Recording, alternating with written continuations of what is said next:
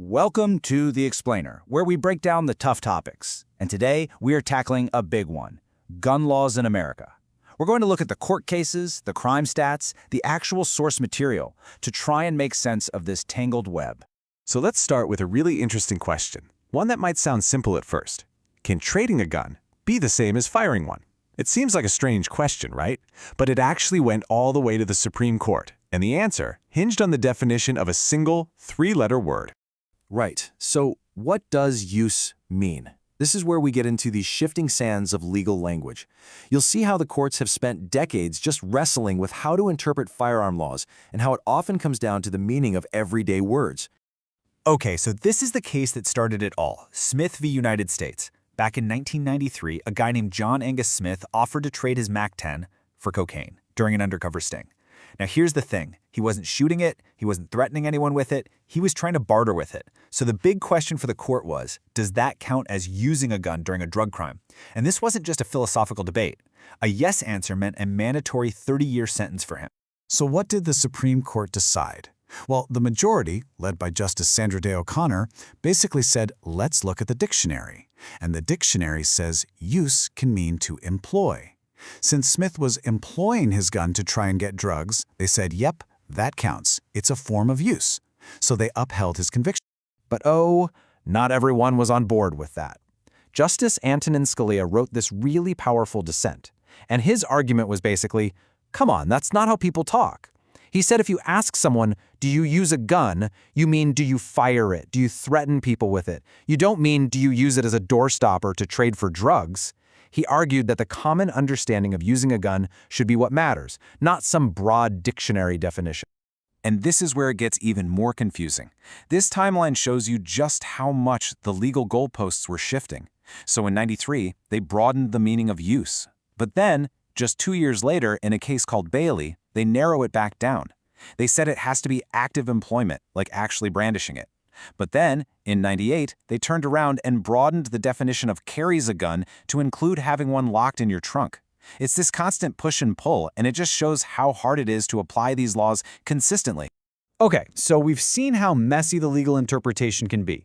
Let's shift gears now and move from the abstract world of legal language to the concrete reality of crime statistics. Let's look at what the numbers actually tell us. Now, this first chart might actually surprise you. I think for a lot of us, it feels like gun violence is always on the rise. But if you look at the data from the Bureau of Justice Statistics, the overall trend in non-fatal firearm violence has seen a really significant drop since the peaks back in the early 1990s. We're talking about a massive decline, especially from that 1994 peak. So that brings up the next big question. Where do offenders actually get their guns? Well, this comprehensive BJS study from 1997 asked that exact question to state prison inmates. And look at this, almost 40% got them from friends or family. Another 40% got them from an illegal street source. If you add that up, that's nearly 80%. Fewer than 14%, so less than 1 in 7, actually bought their gun from a legal retail store or a pawn shop. So one of the ways illegal guns end up on the street is through something called a straw purchase. And it's actually a pretty simple process. You've got someone who's prohibited from buying a gun. Maybe they have a criminal record. So they get a friend or someone else with a clean record to be the straw purchaser. That person goes into a store, passes the background check, and buys the gun legally. Then they just turn around and illegally give or sell that gun to the person who couldn't buy it in the first place. It's a classic loophole. Now, you might have noticed that some of that data was from 1997, and you might be asking, why are we looking at data that's so old? Well, that's a huge part of the story. Our understanding of this issue is, well, it's incomplete. Researchers face some major roadblocks. For instance, there's something called the Tired Amendment, which basically prevents the public from seeing a lot of the gun trace data that could show how guns move from legal sales to crime scenes. On top of that, funding for this kind of research has really dried up due to political pressure, so we're often stuck with an incomplete and sometimes outdated picture. And that lack of complete data is especially troubling when we get to what is for sure the most difficult part of this whole conversation, youth and school violence. This is where the stakes are the absolute highest. The data we do have paints a really stark picture. As you can see here, young people, and particularly young black males, are disproportionately the victims of homicide. And when you look at all young people, ages 10 to 24, homicide and suicide are the number 2 and number 3 leading causes of death. That's just a devastating reality. And check this out. According to a 2015 survey from the CDC, they asked male high school students if they'd carried a gun at any point in the last 30 days. And the numbers are pretty striking. Almost 10% of white male students and 10% of black male students said yes, they had. You know, numbers and charts can sometimes feel a bit abstract, but then there are the names that we all know, the events that are just etched into our collective memory. Tragedies like Columbine High School and Sandy Hook Elementary. These are the moments that just completely changed the national conversation and left these indelible scars. And when investigators looked into where the guns came from in these tragedies, you see different patterns. For Columbine, 3 of the 4 guns were bought through a straw purchaser. Exactly what we were just talking about. An 18-year-old friend bought them for the shooters. But for Sandy Hook, it was a different situation. The shooter used weapons that were legally owned by his mother. She was a gun collector and had actually taught him how to shoot. He just had access to them. 2,525. What is that number? Well, according to the Children's Defense Fund, that's how many American children and teenagers died from gun violence in just 1 year, 2014.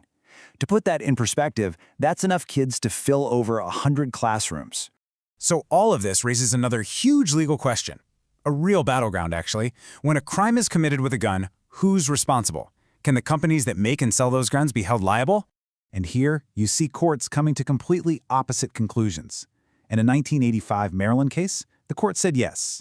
They ruled that makers of cheap, easily hidden guns, these so-called Saturday night specials, could be held liable because, the court argued, their main purpose was for criminal activity.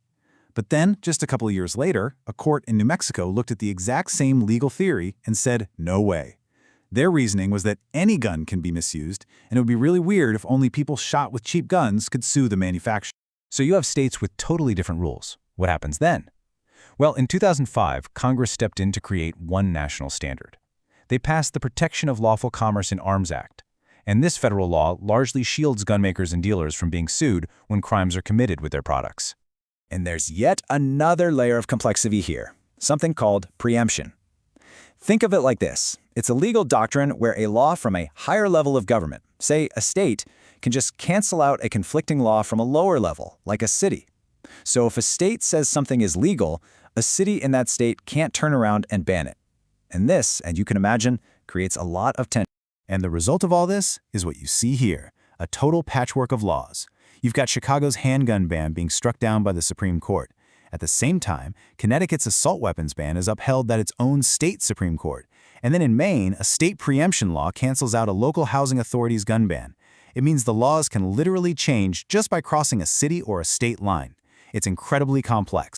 So where does all of this leave us? In a nation with deeply held rights and this dizzying array of different laws, where does responsibility actually begin and end? You know, looking through all the source material, one thing is clear. There are no simple answers here.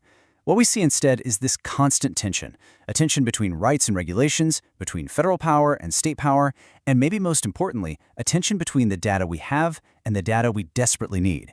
It seems responsibility is every bit as tangled as the laws themselves.